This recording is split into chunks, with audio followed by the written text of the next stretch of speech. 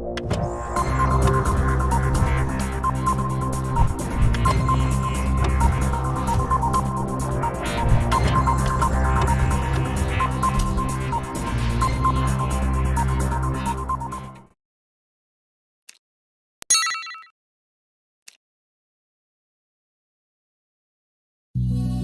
Friends, இன்னைக்கு நம்ம எலமெண்ட்ஸோட wellness ப்ராடக்ட்ஸான மல்டிகார்ட் blood பியூரிஃபையரை பற்றி தான் பார்க்க போகிறோம்.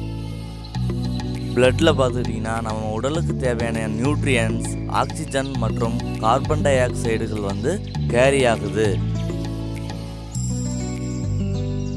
நம்ம பிளட்டில் பார்த்துக்கிட்டிங்கன்னா red blood cell, white blood cell, platelet, plasma போன்றவை இருக்குது.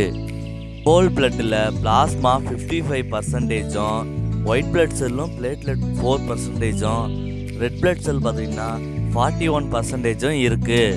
ரெட் பிளட் செல்லோட ஃபங்க்ஷன் என்னன்னு பார்த்துக்கிட்டிங்கன்னா ஆக்சிஜனை லங்கில் இருந்து பாடிக்கும், கார்பன் டை ஆக்சைடை பாடியில இருந்தும் லங்ஸுக்கும் கொண்டாந்து வெளியேற்றுது. இதுதான் ரெட் பிளட் செல்லோட ஃபங்க்ஷன். இந்த ஒயிட் பிளட் செல் பார்த்திங்கன்னா நம்ம உடலுக்கு தேவையற்ற பாக்டீரியா மற்றும் வைரஸ்களை அழித்து உடலை பாதுகாக்கிறது.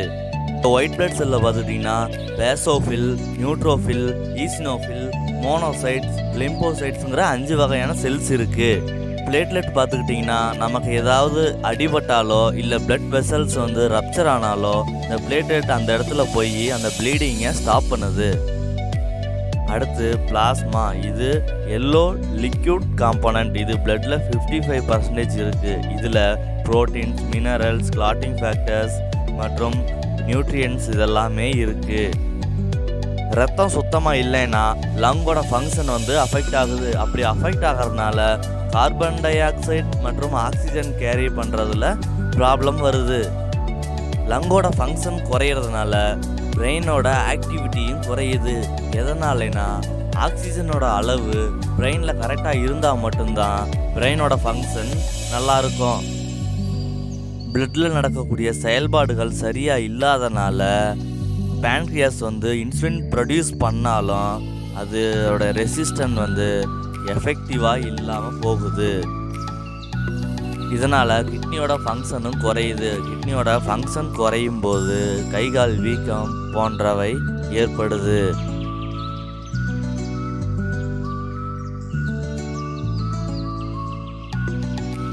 அது மட்டும் இல்லாமல் லிவரும் டேமேஜ் ஆகுது. இந்த பிளட் பியூரிஃபையர் பார்த்துக்கிட்டிங்கன்னா உடம்பில் இருக்கக்கூடிய தேவையற்ற கழிவுகளை வெளியேற்றி உடலை சுத்தப்படுத்துகிறது. அது மட்டும் இல்லாமல் ஸ்கின் ப்ராப்ளம்ஸை வராமல் தடுக்குது.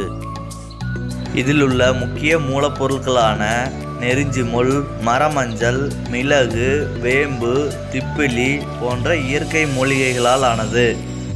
இந்த பிளட் பியூரிஃபையர் நம்ம மெட்டபாலிசத்தை சரி செய்கிறது. அது மட்டும் இல்லாமல் லிவர், கிட்னி, பேன்க்ரியாஸ் போன்றவற்றில் இருக்கக்கூடிய தேவையற்ற கழிவுகளை வெளியேற்றி செயல்பாட்டை ஊக்குவிக்கிறது.